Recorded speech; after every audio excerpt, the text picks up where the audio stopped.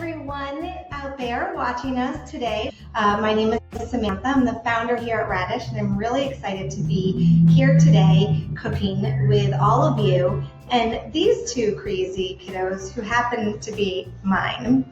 Can you introduce yourself? I'm Cecily. And how old are you, Ceci? I'm 7 and my half birthday is in August. Ooh, okay. And you're going to be in second grade. Okay. And how about you, sir? Hi, I'm Beckett. I'm 5 and my half birthday is in November. All right. Sorry,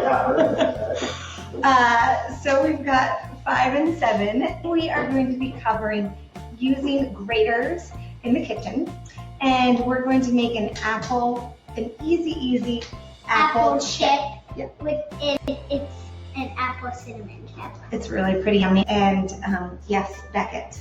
Make sure when you're grating, you don't hurt your fingers. Okay, you heard it from him. So grating is actually one of the more, I don't want to use the word dangerous, but it's the skill that we need to be probably most careful about in the kitchen. Almost, I would argue, more so than using a knife. I'm going to really reinforce this all afternoon and ask that all the adults are watching their kids' fingers as they're doing the grating, because it is something that needs sort of like laser focus on their fingers. So go ahead, keep your fingers far away. Wait, am I going to? This is requires really hard. It is much harder than our Am I practice easy? round of carrots. That grater is not my favorite, so we might take turns on this one, okay? All right. So I don't grab it. Do you have any other box graters? If you go this way, you guys, and you guys can answer this as well out loud at home. If you go this way, am I cutting anything? Beckett, is this making any progress? No. So the grater has a blade that's right there, it's like a knife pointing up. But the knife, you don't feel it that direction. So you can do this all day long and you won't grate anything. Okay. I just got through saying you can't grate backwards. No, Okay. I'm testing. You're testing. Okay. So How are you they're doing that? super thin slices here. Okay, let's trade. It's that grater. It's not great. Mommy, Ah, my nail. okay, were you not paying attention? I wasn't. Okay. So it's hard, right? Let's go ahead. I'm okay. You did It's a like, second. I'm okay. You All right. did It's a something. question about cleaning the I'm box. okay. Okay. I will answer the question about cleaning the box grater. I want to see, Cecily, your suggestion, if it's any easier like this, if you have more to hold on to. No. Keep your Or fingers maybe away. like this. Watch your fingers. That's okay. Watch your thumb. Your thumb is getting closer. Do you see how it gets closer? Mm-hmm. Okay. And if you're really having trouble, I know sometimes your grater just isn't sharp enough. Let's take a time out for a second, and I want to show another option here. Okay. You could, with the help of an adult, or rather an adult could slice them very thinly. That would be okay too. So if you're really struggling with your grater. But we were pretty successful at this, and this is not a fancy grater. I think this is an IKEA grater. Yes, so this is from my house. It's not super fancy. And we are gonna go ahead, I think we have enough apples here to go ahead and combine our ingredients, because now you're just eating. Are you guys just eating your apples too? I didn't know we were making apples. I thought we were making Becky cookies, like I said. Will you tell us the ingredients here? And then I'm gonna have Beckett measure. Will you put, sweetheart? Gala apples, 2 teaspoons of sugar, half a teaspoon of cinnamon, that's very little, and a pinch of salt. We've got our apples in here, and Beckett is gonna be our first measure. And Beckett, what is that first number that we need? 2. 2 teaspoons of sugar. Beckett, do you think, this is a good question. Okay, there's 2 things here. One is sugar and one is salt. Which do you think is the salt? That's going to be too Actually, it might be a little easy, that one. Why? Could you tell by looking? Yes. You could tell by looking? I know why. Why do you think? Because that one has smaller grains, this one has bigger grains. But salt and then lots of different kinds of. Let me grains. show you. I was gonna think, hang on, Wait, that with salt and sugar, we tend to use more sugar in recipes than more salt. And so typically you would have salt in a smaller bowl. So you said 2 teaspoons, right, Beckett? Oh, yeah, but Mama. Can you put 1 teaspoon in? A nice full teaspoon, nice and level and flat on the top. Make the over and then go. Okay. Great. Can you do one more? Can you carefully keep grating that carefully? Don't take your eyes off from your fingers. Not that. In here. Perfect, Bex. Nice leveling. Okay. Thank you. Thank you. Okay. The next ingredient that we need with our 2 teaspoons of salt, we need 1/2 teaspoon of which. Do you know which one is 1/2? Yes. This is a half. Yes. Exactly. We already used that one. You could tell.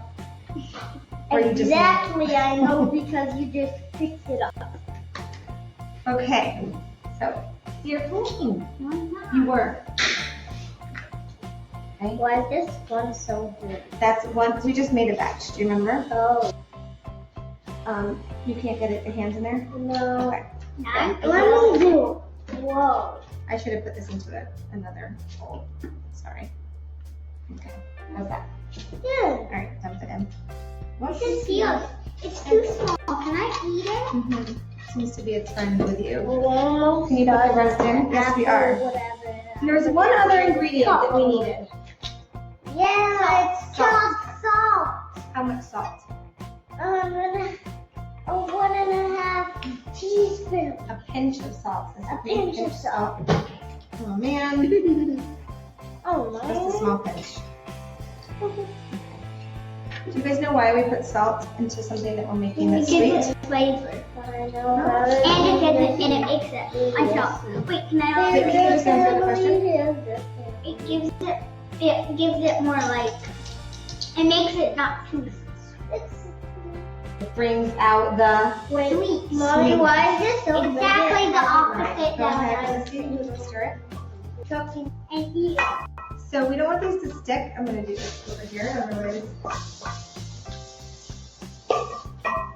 Take another one and eat it. would you stop eating them all before we cook them? Go ahead and stir it all up so that it has a turn. Let's go ahead and you hold the bowl. Sassy, put it down. You hold the bowl. How Beckett, can you straighten trust out? me doing that?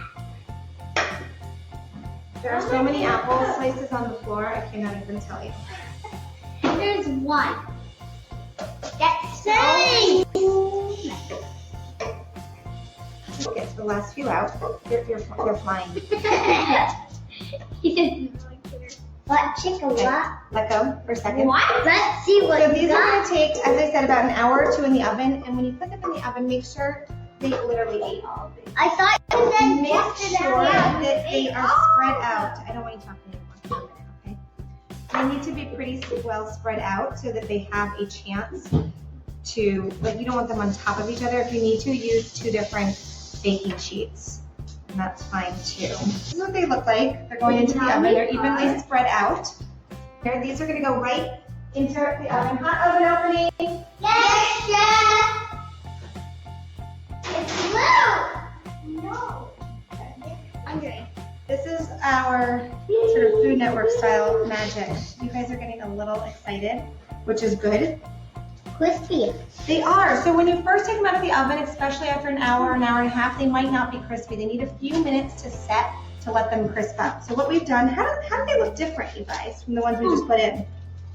Let Beckett answer for a second, okay? Because they're crunchy Mm-hmm. and they have little curves on the edges and they don't have that much cinnamon. Okay. Ceci, how do you think they look different? On the oven, it took up all the moisture, Mm. and so that's what makes it crunchy now. precisely. And Sometimes you're pretty smart, you know that? So all of the moisture, the water they're that much was sweeter and inside yummier. our apple to begin Are we with allowed to eat these? has dehydrated. And Tessa, you just said something else important. It's sweeter. We added a little sugar, but really what's happening is the sugars inside the apple, the natural sugars, are more intensified. And this because- one was sticking to foil. So, all right, I'm gonna go. Oh, it's so good. Oh my gosh. The crunchy noise makes it good. Really good. They were worth the hard work grading. We put these in the oven probably for an hour and a half. Our recipe calls for 60 minutes. They were not quite ready to come out at 60 minutes. They were probably pretty big and moist to going in and had a lot of moisture. So we kept them in about an hour and a half. You'll know they'll be ready to come out. They'll look a little bit darker. And then leave them on your counter for like 5 to 10 minutes before you eat them so that they can have, you can wait, shh. You can hear that they're crisp. Happy cooking, everyone. Wednesday. Happy cooking! Yeah!